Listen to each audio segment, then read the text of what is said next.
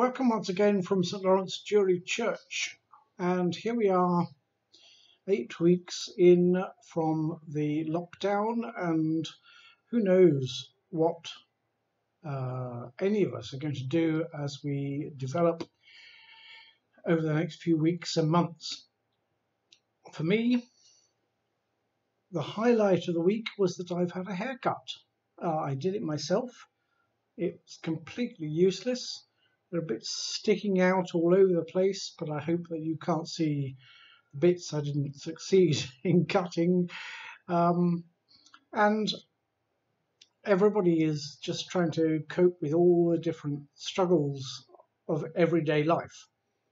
Indeed, one of the things that goes on as we struggle with the situation is, of course, that we begin to appreciate the people who do ordinary things around us, like cutting our hair, like so many other things.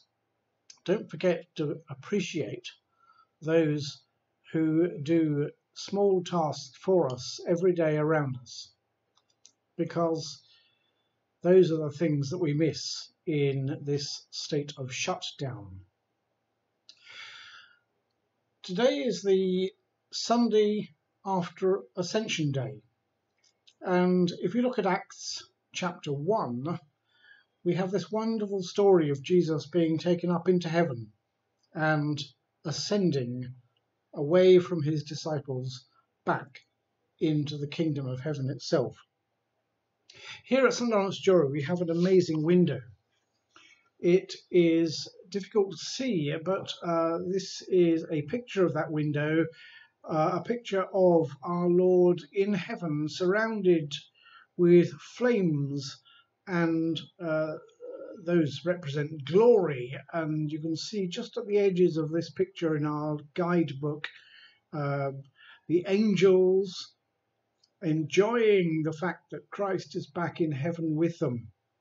And just below that, at the bottom of the window, which you can see, I don't know how close I can get this, hang on, at the bottom of the window there are the fingers in the way.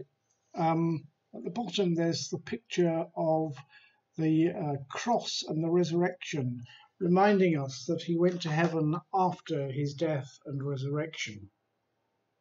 In the story in Acts chapter 1, we have this amazing statement. I'm going to move that, sorry. We have this amazing statement that says, 2 angels came and stood by the disciples who were on the mountain with Jesus as he ascended. And they say to him, "Why are you standing there looking up into the sky? He's not here, but he who has gone in this way will return." There are all sorts of ways in which you might interpret that sentence. I'm a bit of a comedy and humour freak, so it may be that the angels might have stood there and gone, "Don't!"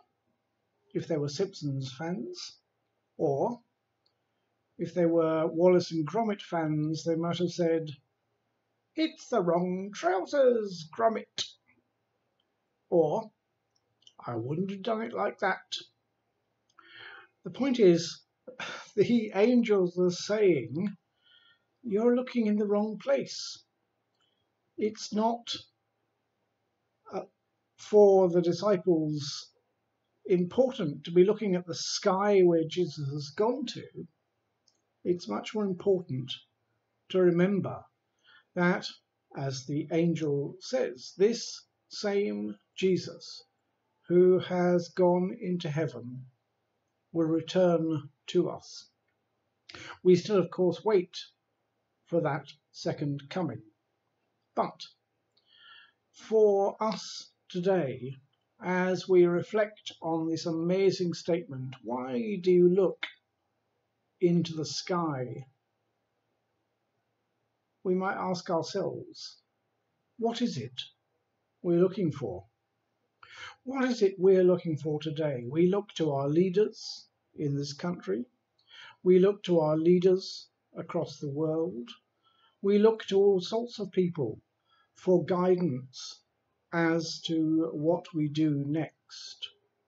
But actually, the real question behind why do you stand there looking into the sky is who sustains you, who upholds you, who is your strength and stay.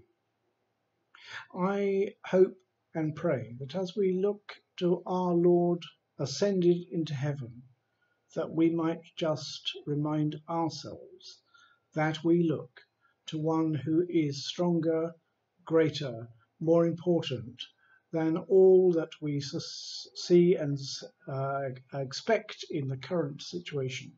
And that as we wait for lockdown to be eased, so we might wait for a greater, more important, more life-giving Lord who can lead and sustain us in our daily lives.